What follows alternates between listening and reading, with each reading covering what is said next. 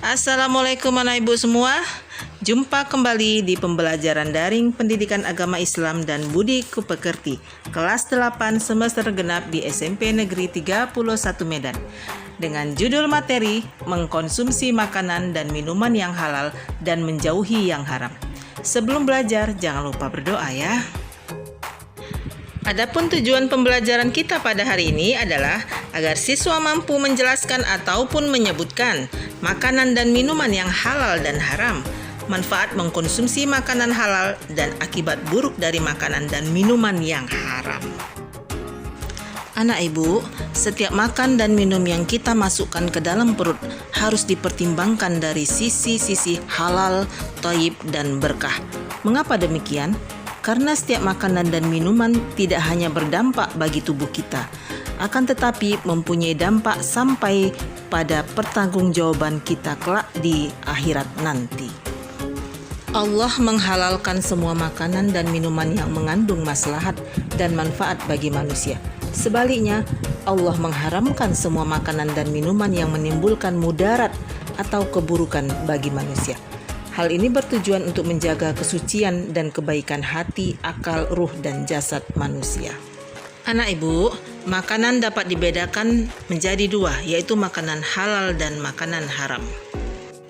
Makanan yang halal adalah segala sesuatu yang diperbolehkan oleh syariat agama untuk dikonsumsi, kecuali ada larangan dari Allah dan Nabi Muhammad. Sebagaimana firman Allah dalam Quran Surat Al-Baqarah ayat 168, A'udzubillahi minasyaitonirrajim, Bismillahirrahmanirrahim. Ya ayyuhan nasu kulu mimma fil ardi halalan thayyiba wala tattabi'u khutuwatis syaiton innahu lakum aduwwum mubin. Artinya, hai sekalian manusia, makanlah yang halal lagi baik dari apa yang terdapat di bumi, dan janganlah kamu mengikuti langkah-langkah syaitan, karena sesungguhnya syaitan itu adalah musuh yang nyata bagimu. Jenis makanan halal.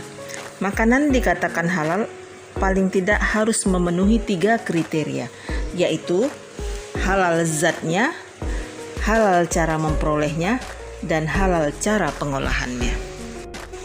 Makanan yang halal menurut zatnya adalah makanan yang dari dasarnya halal untuk dikonsumsi dan telah ditetapkan kehalalan dalam kitab suci Al-Quran dan hadis. Contoh, makanan yang halal atas zatnya adalah daging sapi, ayam, kambing, buah-buahan seperti apel, kurma, anggur, dan lain sebagainya. Makanan yang halal cara memperolehnya yaitu makanan yang diperoleh dengan cara yang baik dan sah. Makanan akan menjadi haram apabila cara memperolehnya dengan jalan yang batil, karena itu bisa merugikan orang lain dan dilarang oleh syariat. Contoh dari cara memperoleh yang baik adalah dengan cara membeli, bertani, hadiah, dan lain-lain. Sedangkan yang dengan cara yang batil adalah dengan cara mencuri, merampok, dan lain. Makanan yang halal cara pengolahannya yaitu makanan yang semula halal dan akan menjadi haram apabila cara pengolahannya tidak sesuai dengan syariat agama. Contoh, anggur. Makanan ini halal, tetapi karena telah diolah menjadi minuman keras, maka makanan ini menjadi haram. Yang kedua, gulai ayam yang seharusnya halal, tapi dicampur dengan darah ayam, maka makanan tersebut akan menjadi haram. Kemudian makanan haram. Makanan haram adalah segala sesuatu yang dilarang oleh syariat untuk dikonsumsi dan apabila tetap dikonsumsi akan mendapatkan dosa kecuali dalam keadaan terpaksa. Jenis makanan haram. 1. Haram karena zatnya. Maksudnya asal makanan tersebut haram. Langsung dinyatakan di dalam Al-Quran Surat Al-Ma'idah ayat 3 yang artinya diharamkan bagimu memakan bangkai, darah, daging babi, daging hewan yang disembelih bukan atas nama Allah, yang tercekik, yang dipukul, yang jatuh, yang ditanduk, dan yang diterkam binatang buas kecuali sempat kamu menyembelihnya, kemudian yang disembelih untuk berhala, dan seterusnya. Yang kedua, diharamkan karena suatu sebab yang tidak berhubungan dengan zatnya. Maksudnya, asal makanannya adalah halal, tetapi haram karena sebab yang tidak berkaitan dengan makanan tersebut. Misalnya makanan dari hasil mencuri, upah perjinahan, sesajen perdukunan, dan lain sebagainya. Berikut adalah minuman halal. Minuman halal adalah minuman yang boleh diminum menurut syariat Islam.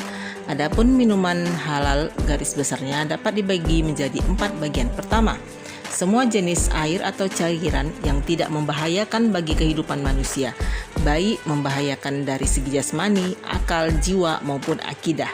Kedua, air atau cairan yang tidak memabukkan walaupun sebelumnya telah memabukkan seperti arak yang telah berubah menjadi cuka. 3. Air atau cairan itu bukan berupa benda najis atau benda suci yang terkena najis. 4. Air atau cairan yang suci itu didapatkan dengan cara-cara yang halal yang tidak bertentangan dengan ajaran agama. Berikut adalah minuman haram.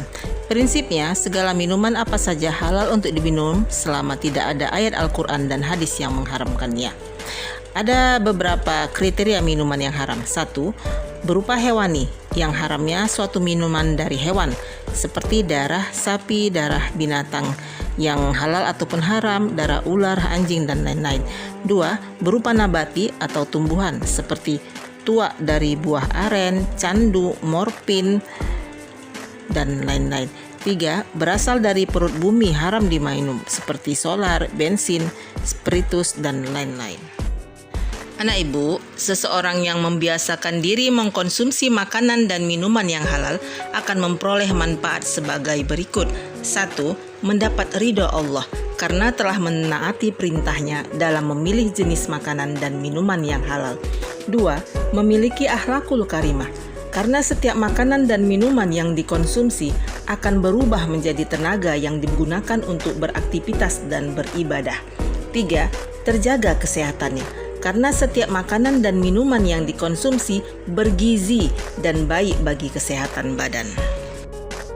Mengkonsumsi makanan dan minuman yang haram akan menimbulkan akibat buruk bagi diri sendiri, orang lain, masyarakat, dan lingkungan sekitarnya. Di antara akibat buruk tersebut adalah 1. Amal ibadahnya tidak akan diterima dan doanya tidak akan dikabulkan oleh Allah. 2. Makanan dan minuman haram bisa merusak jiwa, terutama minuman khamar. Akibat buruk minum khamar diantaranya seperti gangguan daya ingat, gangguan mental, dan lain-lain. Yang ketiga adalah makanan dan minuman yang haram dapat mengganggu kesehatan tubuh. Misalnya, khamar dapat menyebabkan berbagai macam penyakit fisik, diantaranya tekanan darah tinggi, kanker, jantung, liver, sistem kekebalan tubuh menurun, serta merusak jaringan saraf otak. Kemudian yang keempat, menghalangi daripada mengingat Allah. Alhamdulillah, sekarang kalian tentunya menjadi tahu bukan bahwa Allah Subhanahu wa taala memberikan aturan mengenai suatu makanan atau minuman itu halal atau haram adalah untuk kebaikan, kesejahteraan, dan kesehatan manusia. Hal ini merupakan salah satu bentuk kasih sayang Allah kepada hambanya.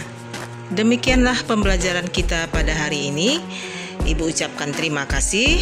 Marilah sama-sama kita mengucapkan lafaz hamdalah. Alhamdulillahirabbil alamin. Tetap semangat dan assalamualaikum warahmatullahi wabarakatuh.